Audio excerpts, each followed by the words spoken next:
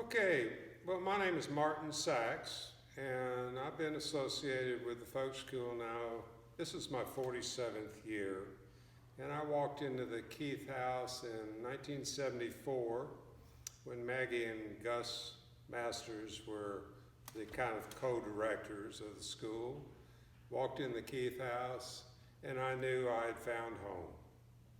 And I've stuck with the folk school from that day on, mostly as a volunteer, and I still volunteer here. I do tour guiding, I do master of ceremonies on the big stage during the fall festivals, and when David Brose was still with us, we used to often do the Monday night evening song, and I was sorely miss those days. I came to know David back in when he first started coming around. My friend Terry Kelly was on the staff here, and she picked him up at the airport in Asheville, I suppose, for his interview. And I guess on the way back, of course, he was dressed very dapper, and he never changed that look the whole time he was here. But she decided right away that he would probably fit in good in this community and with our camping crowd, and that he was just a true fit. And sure enough, we got to know each other through the community that has evolved around the folk school. And it turns out that we wound up spending a good amount of time doing campfire singing, just hanging out with the crowd. And it turned out that David and I had a wealth of songs that we had learned back in the day in the 60s and the 70s, and some even in the 50s when we were first starting to play music. And we had, between the two of us, we had a pretty good repertoire of what you could hear in and around Peter, Paul, and Mary, Bob Dylan, Kingston Trio, most of the early people have called the folk scare of the 60s when, quote, folk music was coming of age. So at any different time, I think I probably had 175 songs that I could pick out of, and David even more. Of course, David had a lot more formal education in music, and he taught banjo and he taught other instruments.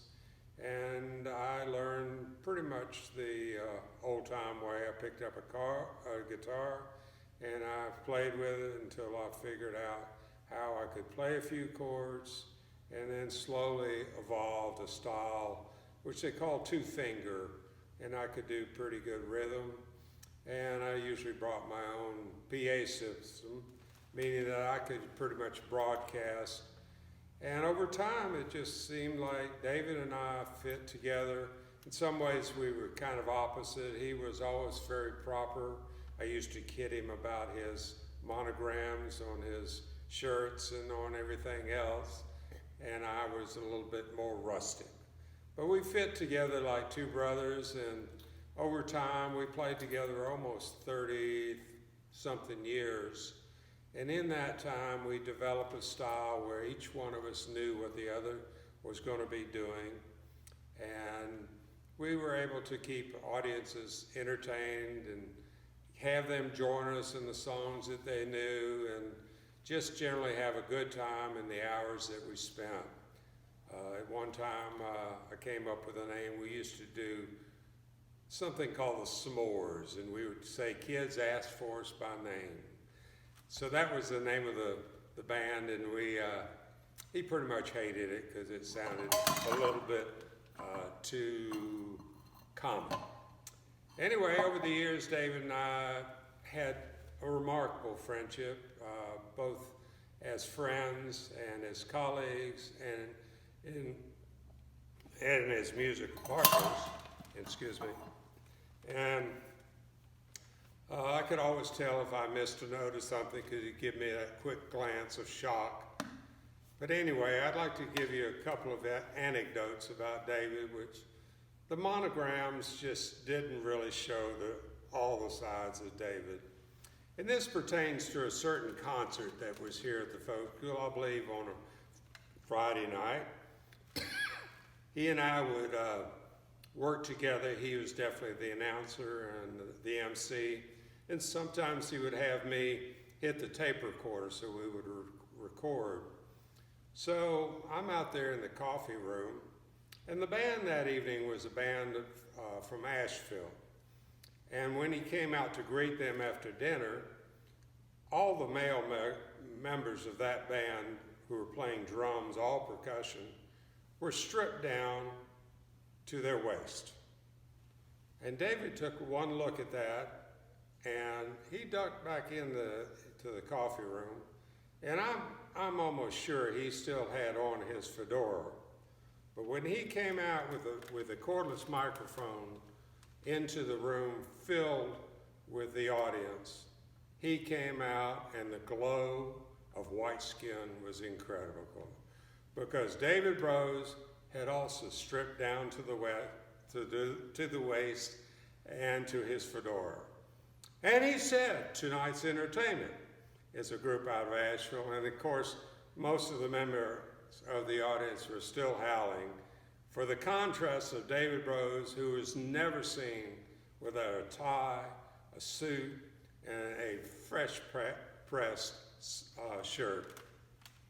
And it took several minutes for the audience to die down. The other thing I want to share with you is something that was unique to David.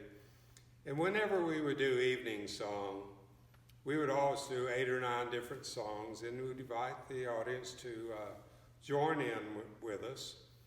And every night he would close out with the Irene song, Good Night, Irene. And that was written by Hugh D. Ledbetter many years ago, I believe when he was still in prison. It's a very popular song. And we'd sing most of the regular verses, and David always had one brass down verse that he would sing. And when we slowed down and finally ended, David, in his best Jimmy Durante voice, would say, and that's it. Good night, Mrs. Calabash, wherever you are. And I tip my hat to my friend, David Brose. He was a one of a kind. I miss him terribly. I'm still in shock, and it's going to be really hard to pick up my instrument again and do the songs without hearing his banjo in the background. I thank you for your time.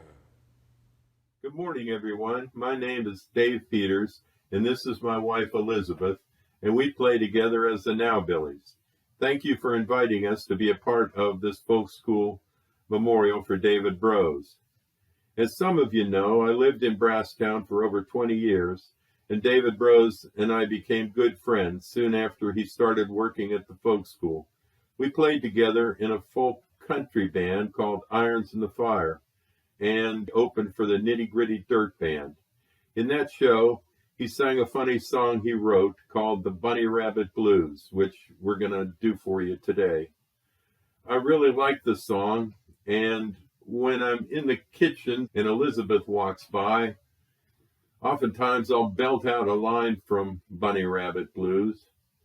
I impress my best girl with a fricassee of squirrel.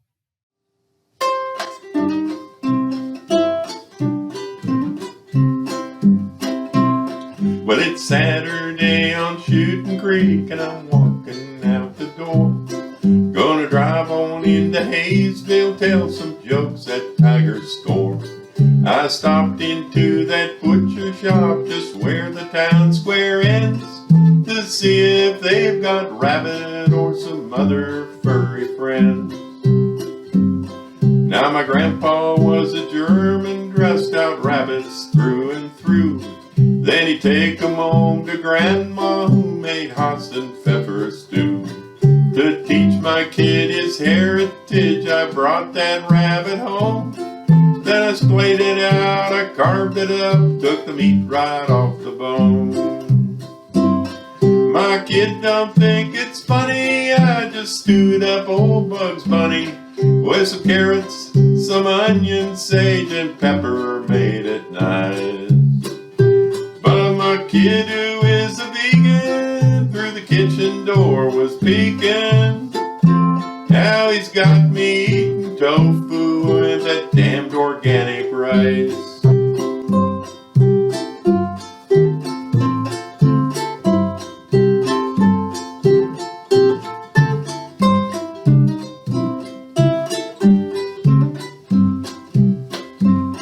So I climbed into my Buick and I parked it by the creek. Filled it full of junk food, enough to last a week. Got some cream chip beef and Fritos, some hot dogs and a ham, 'cause it won't be reconstructed and I just don't give a damn. My kid don't think it's funny, I just stewed up old Bugs Bunny. He browned it in some bacon fat and marinated spam.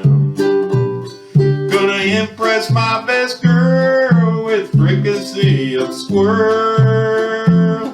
And just like old Popeye, I am just what I am. Just like old David Brose, I am just what I am.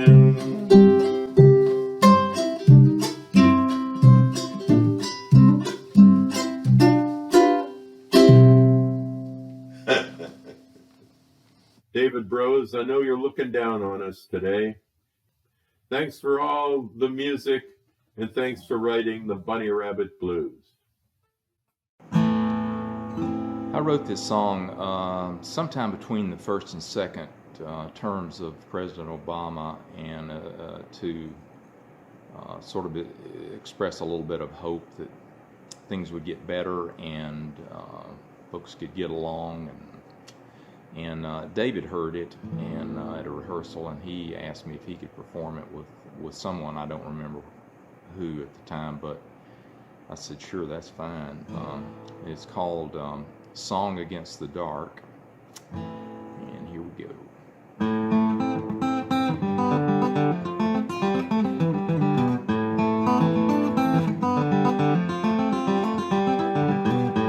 This old world is turned upside down. Forces stronger than the tides keep the hope for brighter days. We've got to cross that great divide. Last night I heard the wind blow, talking to me like a ghost, saying time's gonna fly. We live and we die, and it's love that we all need the most. And do the good that comes straight from your heart. Let your voice unfurl. Sing your songs against the dark. Dance to the rhythm of the world. Dance to the rhythm of the world. Pack a suitcase, bring your old guitar, and a coat to turn the rain. Poetry of peace and faith, and the strength to be the change. 'Cause we got lightning and silver stars, dreams to light the way. And I promise you that we'll run far down that long and crooked highway. Do the good that comes straight from your heart. Let your voice unfurl. Sing your songs against the dark. Dance to the rhythm of the world. Dance to the rhythm of the world. All the colors of the wind and rain, in the silence in a storm. Innocence of childhood days, and love to keep us strong. There will always be the shadows fading into dusk. Just find the light in every dark place, just waiting to be touched. Do the good that comes straight from your heart. Let your voice unfurl. Sing your songs against the dark. Dance to the rhythm of the world. Dance to the rhythm of the world.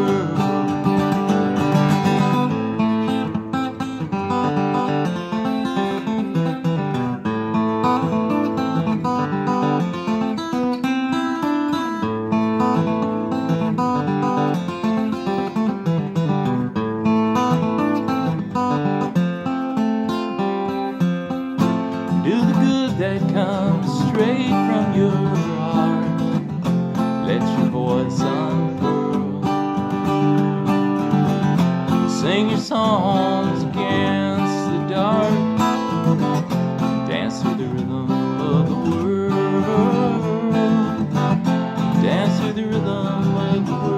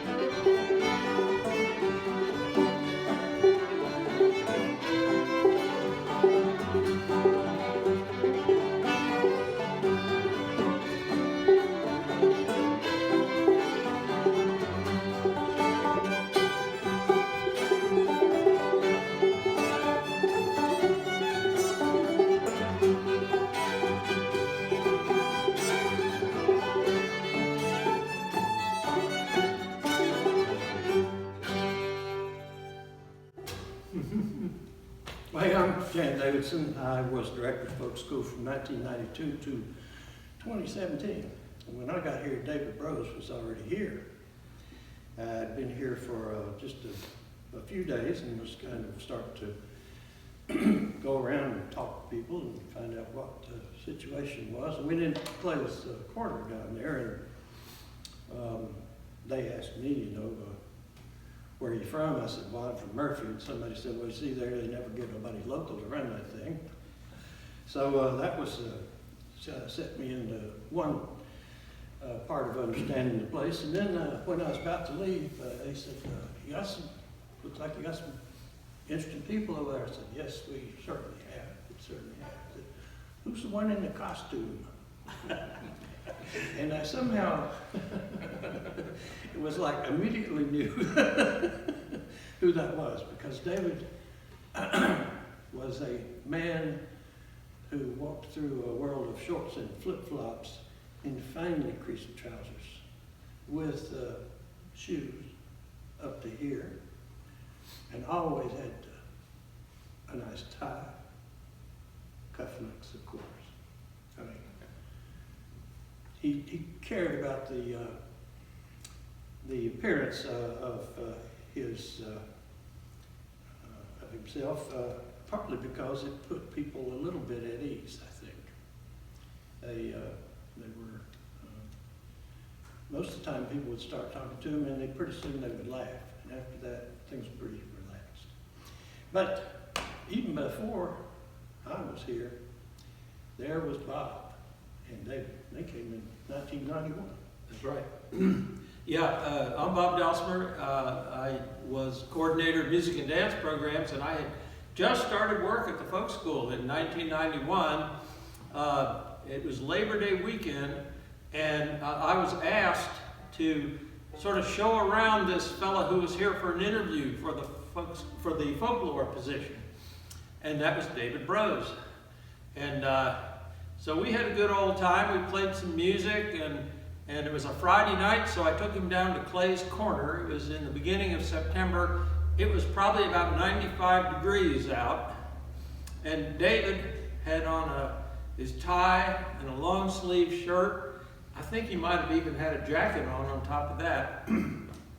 We went down to Clay's. At that time they were playing outside, and I was amazed because he never broke a sweat. So anyway, it turned out he was hired, and we shared an office for a while up on the top of the History Center, and that was before it was made all nice like it is now. And I remember that we had to fish wires through the little crawl space there to hook up so both of our computers could access the printer. And the other thing that we did together that I remember quite clearly is we started the Friday night concerts at the folk school, and David wrote a grant that got that started for us. And anyway, he was a great character, and I think we're all lucky that we knew him, and we miss him. So shall we play another tune? Yeah, let's play Let's another do tune.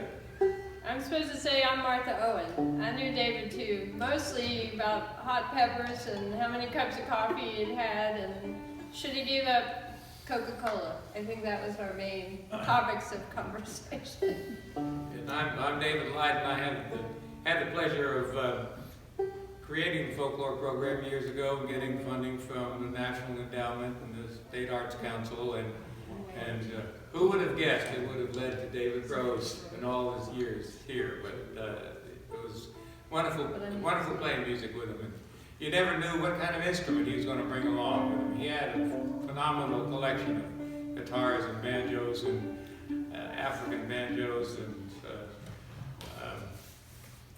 always fun to be around.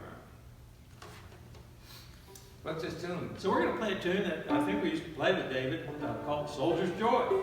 Oh, that tune? Sure we did.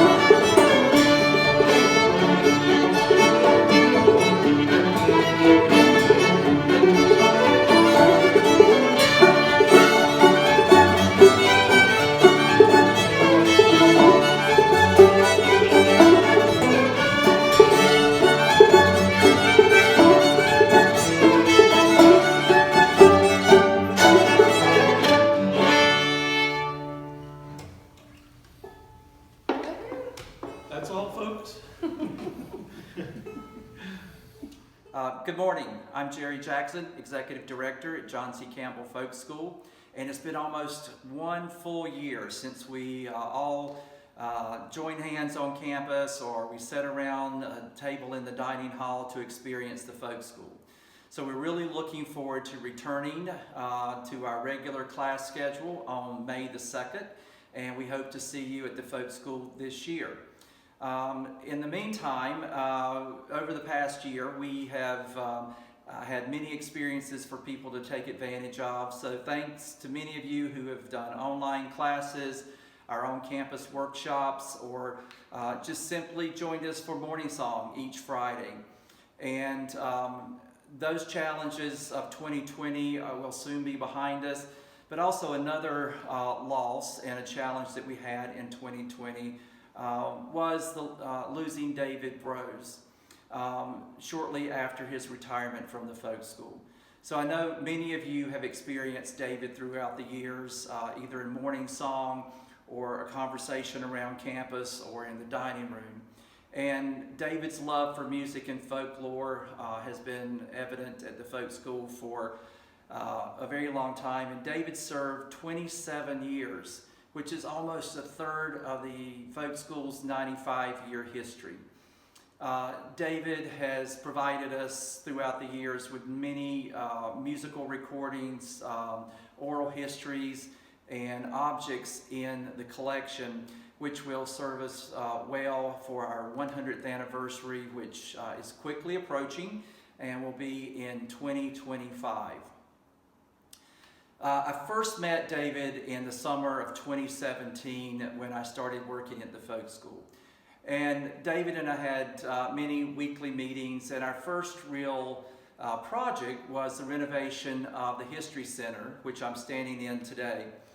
And as we made it through this project, David and I continued our meetings to really phase David out toward his retirement. And outside of music and folklore, David had a passion for social justice. And for me, I really find this one of David's greatest strengths and passions. And it's very interesting that the first line in our new strategic plan within our first goal deals with diversity and inclusion at the folk school, and how we make sure that we're relevant in today's society, and we pay homage to the folk schools in Scandinavia and what it means to be a folk school. So David, I really appreciate those conversations and your extreme passion. Now, in addition to that, David and I shared another love, and that was food.